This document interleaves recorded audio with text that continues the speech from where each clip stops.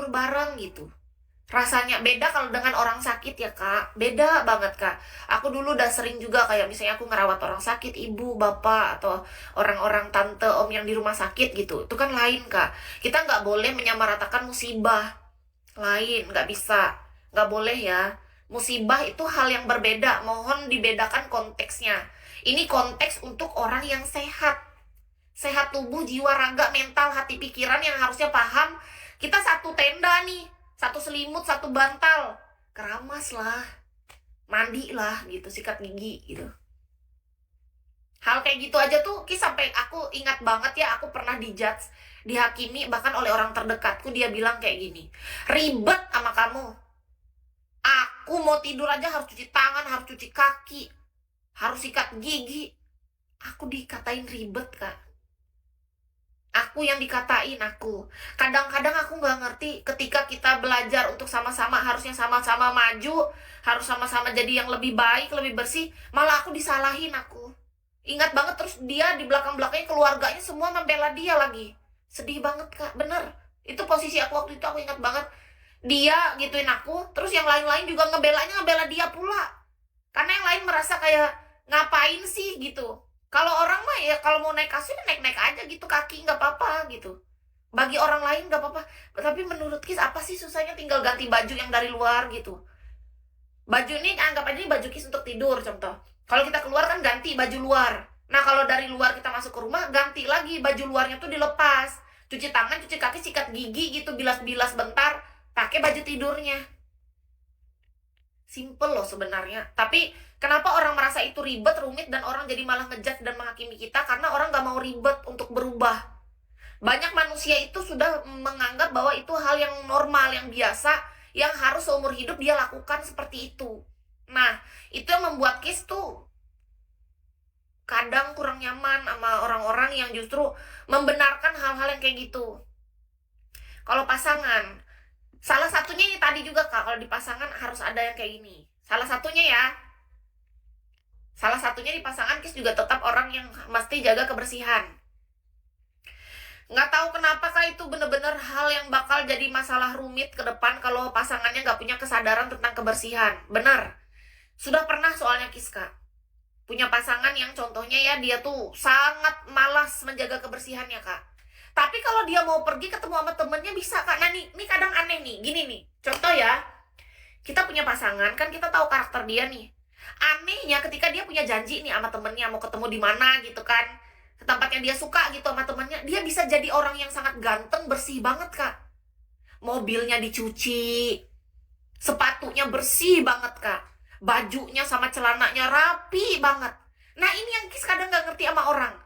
Aku punya pasangan karakternya persis kayak gini, dua orang persis semua.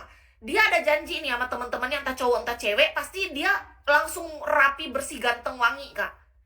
Tapi dia tuh gak menjaga kesehariannya dia. Ini yang aneh.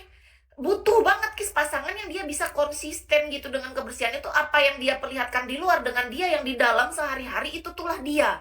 Kita. Inilah aku. Ketika aku pergi keluar, itulah aku. Ketika aku dalam rumah, ini aku. Tapi enggak. Mayoritas orang yang Kis temui, kakak tahu, dia hanya ganteng, rapi, bersih, wangi ketika mau pergi keluar. Di rumahnya misalnya nih kita bareng nih ya, anggap aja kita nggak satu rumah lah, dia di rumah Kis aja nih, ada bapak ibuku waktu itu aku ingat banget. Jadi kata bapak ibuku, masuk aja itu ada dia di dalam rumah, masuknya dia ya kan. Kalian tahu apa? Sendal dia nggak dicuci, sendalnya lain sebelah. Terus celana dia itu yang udah dipakai beberapa hari, Kis tahu? Kata Kis, ini kan udah beberapa harinya dia datang ke kita, ini celananya nggak dicuci nih kayaknya nih, ini celana nggak dicuci nih, itu celana nggak dicuci. Bahkan pernah Kis kepergok sama mantan Kis tuh, kita lagi jalan pergi habis nonton bioskop apa, terus Kis tegur gara-gara aku ngerasa kayak ada sesuatu nih yang terlalu tajam. Aku bilang, berapa lama kamu udah nggak sikat gigi? Lumayan lama kata dia. Sikat gigi aja sampai enggak kak, sikat gigi. Nah jadi menurut Kis pribadi, masa hal kayak gini kita tuh gini, menurut Kis ya, kita kan sudah sama-sama dewasa. Harapan Kis tuh kita tuh bertemu sama orang yang sudah dewasa, bukannya aku jadi kayak ibunya. Kayak aku lagi ngatur bocil, kayak anak kecil gitu loh dia kak. Masa hal sekecil itu aja harus aku? Mikir nggak bahwa aku tuh punya harapan kita punya hubungan yang sehat dan dipertemukan dengan orang yang sehat juga gitu. Maksudnya orang sehat tuh gimana sih? Yang punya kedewasaan. Masa masalah sikat gigi aja harus aku yang repot? Itu kan keterlaluan, Kak. Itu standarisasi terrendah kita loh. Sikat gigi, Kak. Sikat gigi. Masalah sikat gigi aja loh. Cuci tangan, cuci kaki. Apa itu juga. Misalnya mau makan nih. Kan kita mau makan nasi padang. Nasi padang nggak mungkin pakai sendok kan, pakai tangan. Itu kan harusnya cuci tangan dulu. Itu kalau nggak diingatin nggak cuci tangan, Kak. Gini, kenapa kalau kata orang kamu tuh hal kecil kayak gitu aja dipermasalahkan, Kak? Kita, Kak, melihat dari hal kecil kayak gitu aja dia menyepelekan gimana hal besar. Ke depan hidup kita ini kan panjang, Kak. Misalnya kita berpasangan ya.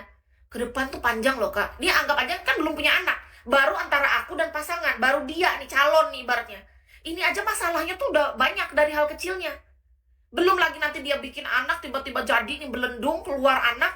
Aku jadi ngurus 2 anak gitu. Anak yang baru lahir sama bapaknya nih jadi anakku juga. Oh, beda, Kak. Ketika misalnya kita sebagai seorang istri, kita dengan kesadaran penuh kita melayani sang suami, kita tahu peran kita sebagai seorang istri, ya kan? Ketika dia bisa manja-manjaan sama kita, beda, Kak. Manja-manjaan tuh bukan dalam hal-hal yang kayak gini-gini, enggak. Menurut Kis pribadi ini tuh terlalu sepele. Jangan sampai hal yang sekecil ini tuh justru jadi masalah. Nggak mau aku. Beneran, nggak bisa. Makanya banyak dulu Kis yang jadi masalah itu justru masalah kebersihan, Kak. Kalau nyari pasangan ya, kebersihan dulu. Kalau belum lolos dalam masalah kebersihan yang lain udah jangan dulu. Nggak usah maju ke Kis. Beneran. Karena aku udah merasa, Kak, itu bisa bikin masalah. Masalah yang dianggap cowok tuh mungkin itu kecil, tapi bagiku nggak bisa dianggap kecil, Kak. Kenapa aku nggak bisa anggap kecil? Karena aku mikir ke depan nanti kita tuh akan punya hubungan yang lebih dalam. Ada anak, ada apa, kita nggak tahu ke depan kan. Masa masalah kecil itu aja dia nggak bisa gitu. Wah, makasih.